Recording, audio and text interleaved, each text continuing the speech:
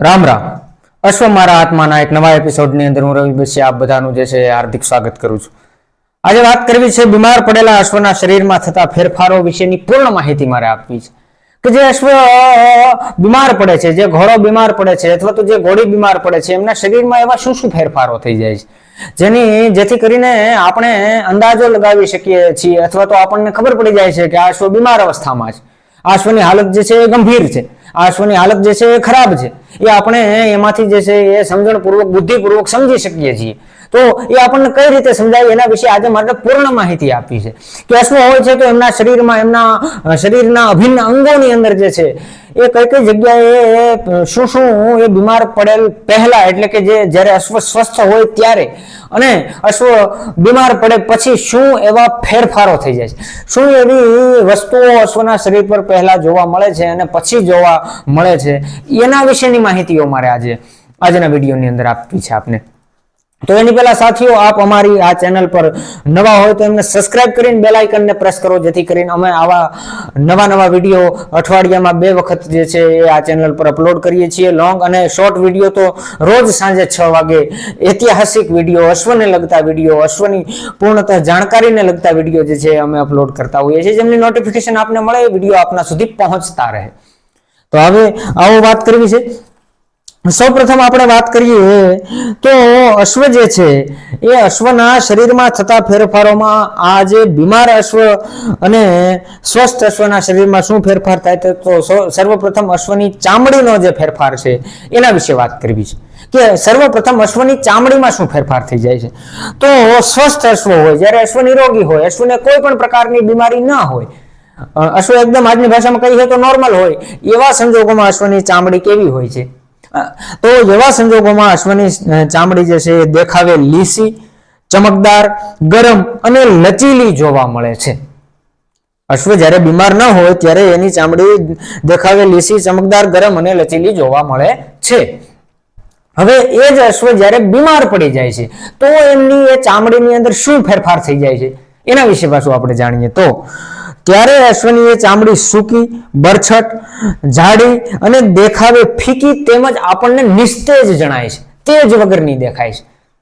ઘણી વખત આપણે જોઈએ છીએ ને માનવ સમાજમાં પણ, દાખલા તરીકે કોઈ વ્યક્તિ ડિપ્રેશનમાં હોય, ટેન્શનમાં હોય, એટલે આપણે એમનું મોઢું જે છે એ જોઈએ એટલે આપણને અંદાજ આવી જાય, અમે સૌરાષ્ટ્રની ભાષામાં કહીએ તો, કે આ વ્યક્તિને કંઈક ટેન્શન છે, આ વ્યક્તિને કંઈક ડિપ્રેશન છે, આજે આમનું મોઢું જે છે દેશી ભાષામાં હું કહું તો પડી ગયેલું દેખાય છે, જેમ કે મોઢામાં નૂર નથી, એમ એ રીતે આપણે તારણ કાઢી શકીએ. એ રીતે અશ્વની ચામડી આપણને ફીકી દેખાય.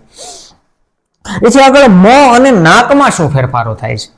ઘોડાના મોઢા અને નાકની અંદર એવા શું ફેરફારો થઈ જાય છે જેથી આપણને ખબર પડી જાય અશ્વ બીમાર અથવા સ્વસ્થ છે? તો એમાં અશ્વ જ્યારે સ્વસ્થ હોય, સંપૂર્ણપણે સ્વસ્થ હોય, નિરોગી હોય, એવા સમયે અશ્વના મોં અને નાક પર હંમેશા પાણીના નાના ટીપા બાજેલા હોય છે અને નાકમાંથી કોઈ પણ પ્રવાહી બહાર આવતું નથી.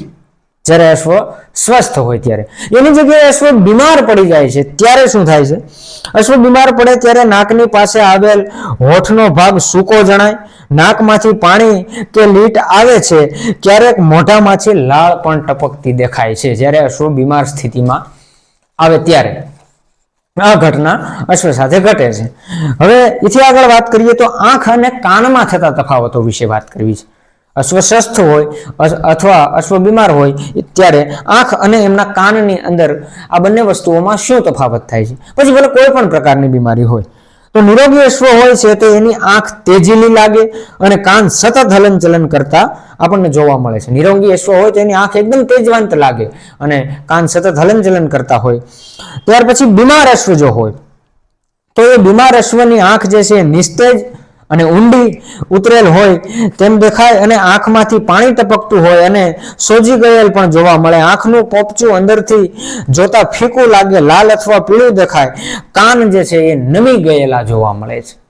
આટલા ફેરફારો એમાં પણ થઈ શકે છે. વર્તણૂક, ચાલ અને સ્થિતિ, એટલે કે અશ્વનું વર્તન, એમની ચાલવાની રીત અને એમની સ્થિતિમાં થતા ફેરફારો. તો એ તો સરળ ભાષામાં છે, દરેક અશ્વને પોતાના રોજિંદા વર્તન મુજબ જો વર્તન કરે તો એ સ્વસ્થ જ હોય છે. પરંતુ જો એમને કાંઈ બીમારી હોય તો એ રોજના વર્તનમાં ફેરફાર જણાય. અશ્વનું માથું નીચું રાખીને અશ્વ ઊભો રહે, ચાલવા ઊભવામાં હરવા ફરવામાં પોતે મુશ્કેલી અનુભવે, એ એમની બીમાર હોવાની નિશાની. ખોરાકની દ્રષ્ટિએ જોવા જઈએ તો ખોરાક લેવામાં અશ્વ જે છે રોજિંદી ટેવ મુજબ ખોરાક ખાય તો એ નિરોગી હોય છે, એ તો સીધી જ વાત છે. પરંતુ જો તે બીમાર અવસ્થામાં હોય તો ખોરાક ઓછો ખાય અથવા ન ખાય અથવા માટી ખાય અથવા ગમાણ જે છે એ ચાટે અથવા તો દિવાલ ચાટે, આવા લક્ષણો પણ એમનામાં આવી શકે છે. તો આ થાય. ત્યાર પછી છઠ્ઠા ક્રમે અશ્વના શરીરનું તાપમાન, શ્વાસોશ્વાસ અને નાડીના ધબકારાઓ વિશે જો વાત કરીએ તો એમાં નિરોગી અશ્વ જે છે, જે બીમાર નથી, જેને કાંઈ વાંધો નથી, અશ્વનું શરીરનું તાપમાન, ધબકારા અને શ્વાસોશ્વાસ પ્રક્રિયા એ નિયમિત અને ચોક્કસ હોય છે. જ્યારે સામે બીમાર અશ્વ હોય છે તો એ બીમાર અશ્વના શરીરનું તાપમાન વધે તો શ્વાસોશ્વાસ અને નાડીના ધબકારામાં વધઘટ જોવા મળે છે. તો આ એક આ છે. સાતમા ક્રમે લોહીમાં શું ફેરફાર થાય? તો લોહીમાં જે છે નિરોગી અશ્વ હોય, જેને કાંઈ બીમારી ન હોય, એવા અશ્વના લોહીની જો વાત કરીએ તો એના લોહીમાં જુદા જુદા ઘટકોનું પ્રમાણ જે છે એ નિયમિત રહે છે. અને અશ્વ બીમાર પડી જાય એ અશ્વના લોહીમાં ફેરફાર એમ થાય છે કે પ્રયોગશાળામાં બીમાર અશ્વનું લોહીનો નમૂનો તપાસતા લોહીના જુદા જુદા ઘટકોમાં ફેરફાર જણાય છે. એ ઘટકોમાં પછી એમનું પ્રમાણ નિયમિત રહેતું નથી, એટલે એ લોહીમાં પણ એ રીતે ફેરફાર થાય છે. તો આ સંપૂર્ણ માહિતી હતી જેનાથી આપણને ખબર પડી જાય કે અશ્વ જે છે, હોર્સ જે છે, એમને કઈ રીતે આપણે જે છે એમાં કામ કરી શકીએ છીએ અને આપણને સમજણ કઈ રીતે પડે કે આ બીમાર છે, સ્વસ્થ છે કે નથી. તો આ એક અત્યંત ઉપયોગી માહિતી આપ બધા માટે થઈ છે એવી મને આશા છે. આપને વિડીયો પસંદ આવેલો હોય તો વિડીયોને લાઈક કરીને વિડીયોમાં કોમેન્ટ કરો, ચેનલને જરૂર સબસ્ક્રાઇબ કરીને જાઓ, બેલ આઇકનને પ્રેસ કરવાનું ભૂલતા નહીં, જેથી આવા નવા વિડીયોની નોટિફિકેશન આપણને મળીશું આવા જ નવા કોન્ટેન્ટ સાથે, આવા નવા વિડીયો સાથે. તો ત્યાં સુધી ધન્યવાદ. રામ રામ.